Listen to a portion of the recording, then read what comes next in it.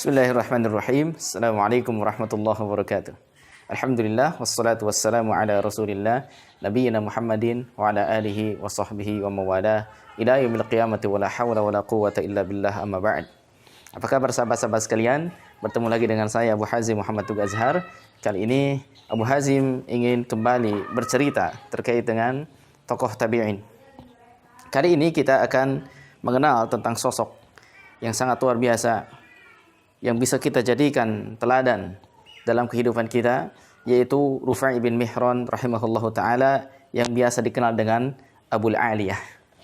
Sebagaimana kita tahu dan diceritakan oleh para ulama terkait dengan Abul Aliyah, sering kita dengar dari hadis-hadis Nabi SAW, ada dalam sanad hadis-hadis sahih dari Abul Aliyah dan sebagainya. Atau bagi mereka yang menekuni Al-Quran dan sebagainya pernah mendengar dari Abul Aliyah tentang Abul Aliyah. Atau mereka yang suka membaca tafsir-tafsir Al-Quran, mereka pasti pernah mendengar tentang Abul Aliyah. Karena Abul Aliyah ini di antara tabi'in yang kuat keilmuannya dan sangat concern dengan Al-Quranul Karim. Bahkan hadis-hadis Nabi juga beliau senantiasa mengkajinya, mempelajarinya, mengambil riwayatnya dari para sahabat, seperti itu. Abul Aliyah ini, beliau dibesarkan di Persia. Sebagaimana kita tahu, Persia adalah negeri selain negeri Muslim waktu itu, yang kemudian pada waktu itu kaum muslimin menaklukkan negeri Persia, yang termasuk di dalamnya Abul Aliyah pun menjadi budak bagi kaum muslimin. Singkat cerita, Abul Aliyah ini menjadi budak dari seorang perempuan Bani Tamim yang sangat salehah, yang sangat bertakwa kepada Allah Subhanahu wa taala. Yang kemudian Abul Aliyah ini senantiasa dididik, dibina untuk menjadi seorang yang berilmu, untuk menjadi seorang yang saleh, untuk menjadi seorang yang bertakwa kepada Allah Subhanahu wa taala. Sehingga Abul Aliyah ini ketika berada di bawah pembinaan seorang muslim atau seorang muslimah, maka Abul Aliyah ini diberikan kesempatan untuk bisa belajar kepada para sahabat Nabi radhiyallahu anhum ajma'in. Makanya Abul Aliyah berkesempatan untuk mengambil ilmu dari Ubay bin Ka'ab, dari Abdullah bin Mas'ud, kemudian dari Abu Hurairah, kemudian dari sahabat-sahabat senior yang lainnya. Bahkan Rufai' bin Mihran atau Abul Aliyah ini sering sekali untuk berkunjung ke Madinah, dan alhamdulillah beliau sangat senang sekali bisa bertemu dengan Abu Bakar As-Siddiq di masa-masa akhir hidup beliau. Dan beliau juga pernah menyetorkan bacaannya, menyetorkan hafalannya kepada Umar bin Khattab radhiyallahu anhu. Ini menunjukkan bahwasanya Abul Aliyah banyak berguru kepada para sahabat. Menunjukkan bahwa Abul Aliyah adalah orang yang berilmu, orang yang penting dari kalangan tabi'in. Bahkan Abu Bakar bin Daud mengatakan bahwasanya Abul Aliyah itu orang yang paling faham Al-Quran setelah para sahabat. Jadi para sahabat adalah orang-orang yang paling faham tentang Al-Quran. Kemudian setelah itu adalah Abul Aliyah dan Sa'id bin Jubair rahimahumallahu ta'ala. Ini menunjukkan tingkat keilmuan yang tinggi. Bahkan sebagian ulama mengatakan, dikatakan dalam Syiar A'lam an-Nubala, dikatakan juga dalam Hilyatul Auliya, dijelaskan juga dalam Tabaqatul Kubra, ya, bahwasanya Abul Aliyah itu mencapai tingkat keilmuan yang tinggi melebihi seangkatannya. Inilah Abul Aliyah, Rufai' bin Mihran, orang yang paling bertakwa. Pernah beliau itu bertanya kepada para sahabat terkait dengan kebiasaannya. Abul Aliyah punya kebiasaan mengkhatamkan Al-Quran, mentadaburi Al-Quran, itu satu malam khatam. Kemudian dia merasa berat. Dia mengadukan kepada para sahabat. Kemudian kata para sahabat, selesaikan dia, khatamkan dia dalam 2 malam. Kemudian setelah 2 malam, dia pun agak berat, masih berat. 3 malam masih berat. Akhirnya mengadu lagi pada para sahabat, saya masih berat. Karena siang hari beliau bekerja, malamnya selalu begadang. Berat sekali bagi seseorang. Maka kata para sahabat, ya sudah, kalau begitu, selesaikan atau khatamkan dia dalam sepekan. Maka ia pun senantiasa menyelesaikannya dalam sepekan. Dan dia katakan dia sudah merasa ringan dan tidak merasa berat. Ini menunjukkan bahwasanya Rufai' bin Mihran atau Abul Aliyah ini terbiasa untuk mengkhatamkan Al-Quran sepekan. Sebagaimana para sahabat terbiasa dalam sepekan. Siang hari beliau bekerja, malam hari mentadaburi Al-Quran. Setengah malamnya beliau bisa beristirahat, rehat, ya, menjaga kondisi tubuhnya dan sebagainya. Sehingga selalu segar, setiap paginya selalu segar. Dia bisa bekerja lagi di siang hari, malam harinya kemudian bersama dengan Al-Quranul Karim. Inilah Abul Aliyah. Suatu ketika Abu Aliyah adalah orang yang bukan hanya senantiasa memiliki ilmu yang tinggi, tapi juga Abu Aliyah ini mengamalkan ilmu yang dia dapatkan. Dan salah satu amalan kecintaannya adalah berjihad di jalan Allah Subhanahu wa taala. Ketika perang terjadi antara kubu Ali bin Abi Thalib dengan Muawiyah bin Abi Sufyan, Abu Aliyah ini pun tampil sebagai seorang yang siap untuk berperang, membela salah satu dari kedua kelompok tersebut. Maka Abu Aliyah menyiapkan persiapannya untuk perang. Ya, kemudian ketika sampai di tempat peperangan, ia melihat dari ujung ke ujung pasukan keduanya itu sangat banyak sekali.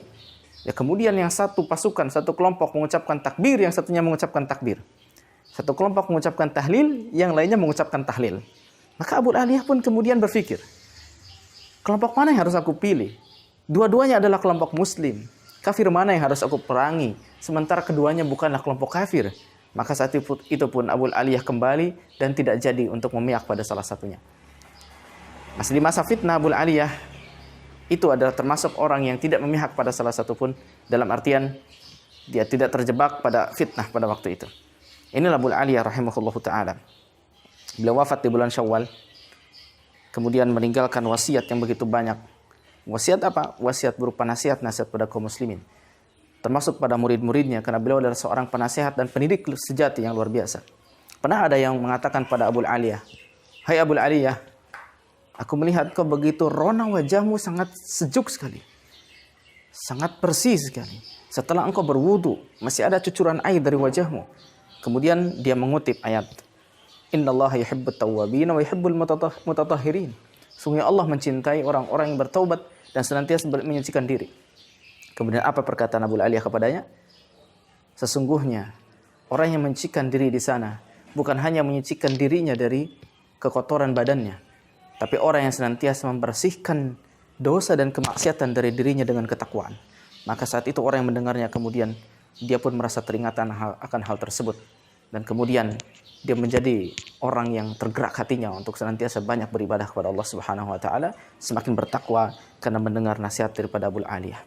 Suatu ketika Abu Aliyah juga pernah menasihati pada saudara-saudara yang lainnya, pada kaum muslimin yang lainnya, untuk iltizam dengan sunnah Nabi sallallahu alaihi wasallam dan senantiasa sesuai dengan apa yang diajarkan oleh para sahabat, dan menjauhi al-ahwa, menjauhi hawa nafsu, menjauhi orang-orang yang terjebak dengan hawa nafsu, pemikiran-pemikiran sesat dan bid'ah-bid'ah. Maka kemudian nasihat tersebut disampaikan kepada Hasan al-Basri. Maka dikatakan oleh Hasan al-Basri, "Shadaqa Abu Aliyah, Shadaqa Abu Aliyah, Shadaqa Abu Aliyah." Telah benar Abu Aliyah, telah benar Abu Aliyah. Nasahukum Abu Aliyah. Sungguh Abu Aliyah telah menasihati kalian semua dengan nasihat yang benar. Ini menunjukkan bahwasanya Abu Aliyah senantiasa diberikan basirah oleh Allah Subhanahu wa taala, keilmuan yang dalam, nasihat yang tajam, yang senantiasa menggerakkan hati kaum muslimin. Itu berasal dari hati yang bersih, dari orang yang rabbani, yang mengamalkan ilmunya dan mendakwahkannya di jalan Allah Subhanahu wa taala. Inilah Abu Aliyah. Ikhwah sekalian, semoga kita senantiasa bisa mengambil manfaat, senantiasa mengambil pelajaran dari peri kehidupannya, bahwasanya Abu Aliyah adalah orang yang dekat dengan Al-Qur'anul Karim, concern dengan Al-Qur'anul Karim. Kecintaannya adalah kitabullah. Ini membuat dia menjadi orang yang senantiasa peri kehidupannya disesuaikan dengan kitabullah. Kemudian yang kedua, dia cinta terhadap sunnah, iltizam terhadap sunnah, dan juga iltizam dengan sunnahnya para sahabat. Inilah Abu Aliyah. Kemudian selanjutnya, ikhwah fillah sekalian, Abu Aliyah adalah orang yang mengamalkan ilmunya. Orang yang mengamalkan ilmunya, senang berjihad di jalan Allah Subhanahu wa taala dengan jihad yang syar'i tentunya. Dan Abu Aliyah ini orang yang senantiasa tidak berpangku tangan, karena dia bekerja di siang hari, namun pekerjaannya tidak melalaikan dirinya dari mentadabburi Al-Qur'an, dari memahami Al-Qur'an. Inilah Abu Aliyah. Semoga kita bisa mengambil manfaat 4 faedah yang bisa kita ambil dari Abu Aliyah ini. Dan Abu Aliyah adalah penasihat yang ulung, dan senantiasa menasihati kaum muslimin untuk lurus, untuk senantiasa menjadi orang-orang saleh dan bertakwa. Wa may yu'min billahi yahdi qalbah. Sesiapa yang beriman kepada Allah, maka Allah akan menunjuki hatinya. Ya Allah, semoga kami ini termasuk orang-orang yang bisa meneladani para salaf. Amin ya rabbal alamin. Demikian Abu Hazim undur diri. Assalamualaikum warahmatullahi wabarakatuh.